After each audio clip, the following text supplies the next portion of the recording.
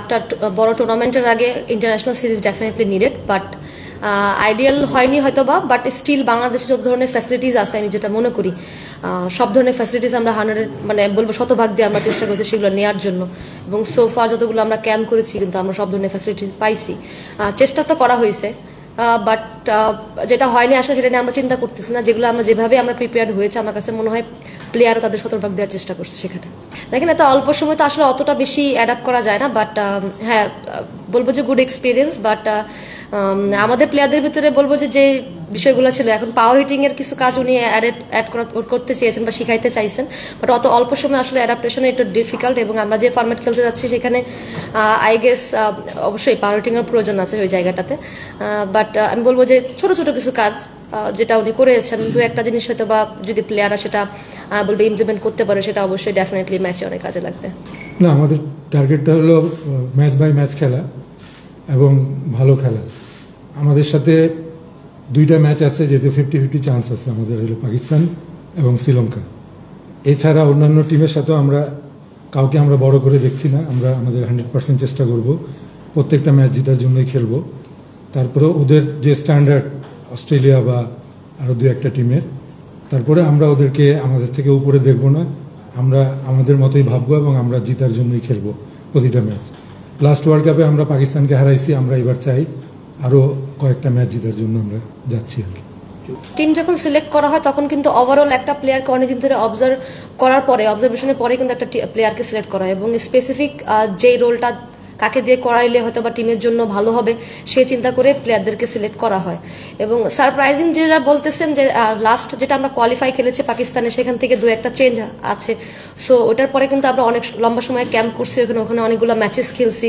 So ওই matches খেলার পরে এবং প্র্যাকটিসের সবকিছু দেখার পরে কিন্তু ফিল হয়েছে যে না, এই প্লেয়ারটা হয়তো বা রিপ্লেস করলে আমাদের টিমের জন্য ভালো হবে। আমি বলবো না যাদেরকে রিপ্লেস করা হয়েছে তারা নট গুড এনাফ, হয়তো তাদের থেকে বেটার তারা পারফরমেন্স করেছে লাস্ট 3 to 4 মান্থস। এখন যেটা আপনি মেনশন করলেন আন্ডার 15 বয়সদের সাথে, সেখানে কিন্তু ফুল ন্যাশনাল টিম খেলে নেই। ওখানে অনেকগুলো প্লেয়ারকে বাইরে থেকেও নেওয়া হয়েছে, এবং বলবো অনেক প্লেয়ারকে ডিফারেন্ট ওয়েতে অপরচুনিটি ক্রিয়েট করে দেওয়া হয়েছে। এবং আমরা যারা খেলছি তারা হচ্ছে হয়তো বা আমি বললাম আপ টু দ্য মার্ক আমরা পারফরমেন্স করতে পারি না, যেটার ইফেক্ট আসলে পরে প্লেয়ারদের ভিতরেও পড়ছে। সো আর যে স্ট্যান্ডার্ডের কথা বলতেছেন, যে একটা হচ্ছে যে রেগুলার বেসিস ক্রিকেট খেললে আসলে স্ট্যান্ডার্ডের ধারাটা আপনি বুঝতে পারবেন, কারণ আমরা একটা সিরিজ খেলতেছি তারপরে 3 থেকে 4 মাস পরে আর হচ্ছে কোনো কিছু খেলতেছি না। সো একটা পর্যায়ে একটা টিম আশা করবে, একটা ব্যাটার স্পেশালি ব্যাটিং ইউনিট একটা পর্যায়ে আসার পরে দেখবেন যে ওটা মেনটেন করতে হলে আপনাকে কন্টিনিউয়াসলি ইন্টারন্যাশনাল গেম খেলতে এবং কম্পিটিটিভ ক্রিকেট খেলতে হবে। সো এই জিনিসগুলো হয়তো বা আমাদেরও একটু বাড়লে আরো বেটার হবে। এবং ভালো উইকেটেরও একটা বিষয়, যেটার উদাহরণ আপনি দিলেন, মুম্বাইয়ের ওই উইকেটটা যদি আপনি দেখেন টোটালি ট্রু মানে ব্যাটিং ফ্রেন্ডলি উইকেট। সো ওই জায়গায় আপনি বলো ব্লাইন্ডলিও যদি ব্যাটাররা ব্যাট মানে রাখে সেখানে রান হইতে বাধ্য। কারণ পাকিস্তানও যখন আমরা খেলছি, যেখানে আমাদের হচ্ছে বলবো যে এভারেজ ছিল প্রায় 180-র মতো সবসময় ওডিআইতে, সেখানে কিন্তু আমরা রেগুলার 200+ রান করছি এক্সেপ্ট 1 ম্যাচ যেটা আমরা পাকিস্তানের সাথে খেলছি। ইট মিনস যে না, ভালো উইকেটে গেলে আমাদের ব্যাটারদের সেই ক্যাপাসিটি আছে অ্যাটলিস্ট ভালো একটা স্কোর দেওয়ার কারণে।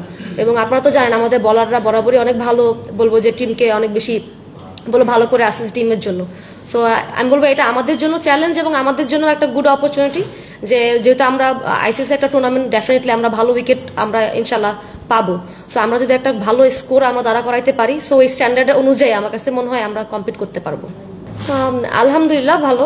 আমি বলবো যে সবকিছু থেকে প্রত্যেকটা প্লেয়ারে আসলে অনেক কিছু ডিল করে, সো আমারও সেম। বাট আমি চেষ্টা করি সবসময় যে সবকিছু ওভারকাম করে যেন নিজেকে ফিট এনাফ রাখতে পারি। যেহেতু বলবো যে ব্যাটিং একটা গুরুত্বপূর্ণ জায়গায় ব্যাটিং করে এবং কিপিং করা 50 ওভার দেন একটা বড় ইনিংস খেলা চিন্তা ভাবনা করলে আসলে নিজেকে এভাবে ফিট রাখাটা অনেক বেশি ইম্পর্টেন্ট। সো এর জন্য আসলে অনেক ডিসিশন মেক করতে হয়, যেটা করে বলবো রিসেন্টলি কিছু ডিসিশন নিয়েছে, যেটার জন্য হয়তো বা আমি বলবো যে আগের থেকে নিজেকে আরো ভালো ফিট মনে করতেছি। এটার রিজনটা হচ্ছে যে আমি প্রায় অনেক দিন ধরে লাস্ট 6 মান্থ ধরে আমি বলবো টানা ক্রিকেট খেলতেছি। সো আমার কাছে মনে হয় এখন প্লেয়ারদের জন্য একটা হাই টাইম একটু বুঝে ওয়ার্কলোডটা বোঝা, যে কতটুকু খেললে আমি পরবর্তীতে ইন্টারন্যাশনাল ম্যাচে যে বা ইন্টারন্যাশনাল কোনো সিরিজে আমি অ্যাভেলেবেল থাকতে পারবো বা আমার বেটার পারফরমেন্সটা দিতে পারবো। এই জন্য এই ডিসিশনটা মেক করা। কারণ হচ্ছে আলটিমেট হচ্ছে আমার কাছে যেটা মনে হয় যে প্রথম প্রায়োরিটি তো হচ্ছে ন্যাশনাল ডিউটি। সো ওই জায়গাটাতে যদি আমি নিজেকে ফিট না রাখতে পারি, অ্যাভেলেবেল না রাখতে পারি, সেটা আমি বলবো টিমের জন্য অনেক ক্ষতিকর হবে। অবশ্যই দেখেন ল্যাক তো আছে, বাট স্টিল আমি মনে করি যে ওই নেগেটিভ বিষয়গুলো আসলে আমি ভাবতেছি না। আর সেকেন্ড হচ্ছে ওইটা আসলে চিন্তা করে এখন একদম সময় নাই। যেহেতু আমরা নেক্সট দুইটা হচ্ছে প্র্যাকটিস গেম খেলবো ইয়ের সাথে, শ্রীলঙ্কা এবং হচ্ছে সাউথ আফ্রিকার সাথে। আমার কাছে মনে হয় এই দুইটা ম্যাচ আমাদের জন্য অনেক বড় একটা অপরচুনিটি থাকবে টিমটাকে একটু রিভাইজ করা ডেফিনেটলি, এবং বিভিন্ন কম্বিনেশন ট্রাই করা যে কোনটা আমাদের বেস্ট পসিবল ওয়ে থাকবে ফার্স্ট ম্যাচটার জন্য। এবং সোফার দেখেন ইন্টারন্যাশনাল ভাইবে আসতে হলে আমি বলবো যে এটা মাইন্ডসেটের একটা বিষয়, যেটা আমরা প্রতিনিয়ত হচ্ছে কোচিং স্টাফ থেকে শুরু করে সবাই আমরা হচ্ছে বলবো যে কথা বলি, ম্যাচগুলো যখন হয় আমরা রিভিউ যেটা হয় আমরা বলার পরে হচ্ছে আমরা চেষ্টা করি যে ওখান থেকে কতটুকু ইমপ্রুভমেন্ট আছে বা আমাদের আর কতটুকু মিস্টেকগুলো যেগুলো আছে সেগুলো রেকটিফাই কিভাবে করা যায়।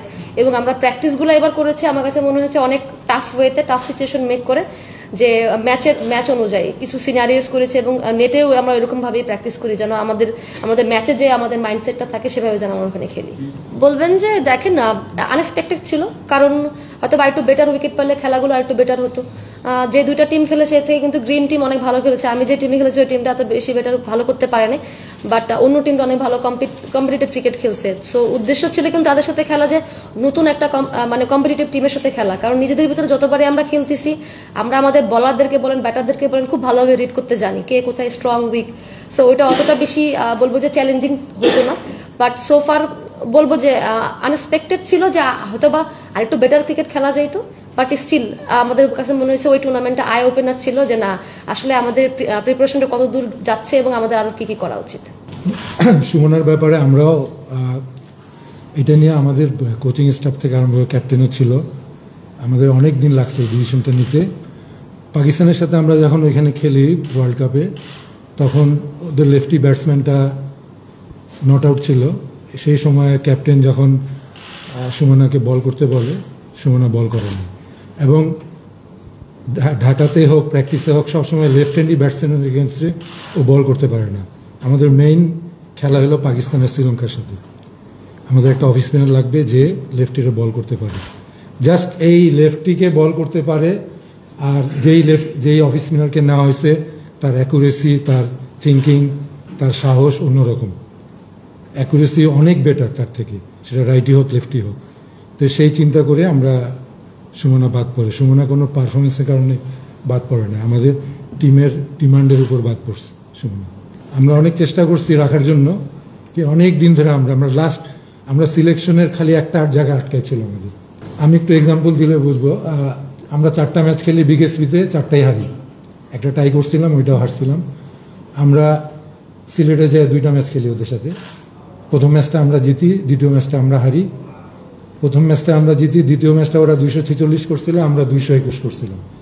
তো ডে বাই ডে কিন্তু আমাদের ইমপ্রুভ হয়েছে, ওদের ইমপ্রুভ না হইলেও আমাদের ইমপ্রুভ হয়েছে। থার্ড ম্যাচটা বৃষ্টির জন্য হয় নাই।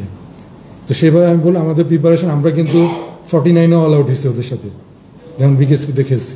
তো ডে বাই ডে কিন্তু আমাদের টিম কম্বিনেশন ভালো হয়েছে, ইমপ্রুভ হয়েছে, এবং ওদের যে ফিল্ডিং 15-এর যে ফিল্ডিং, ওই ফিল্ডিংয়ে আমরা ম্যাক্সিমাম সময় ধরা খাইছি যেটা বলা হয়। ওদের ফিল্ডিং এক্সট্রা অর্ডিনারি ছিল, বোলিংও ভালো, ব্যাটিং মোটামুটি, ব্যাটিং আমরা ওদের আটকেতে পারবো, কিন্তু ফিল্ডিং এবং বোলিং ওদের এক্সট্রা অর্ডিনারি ছিল।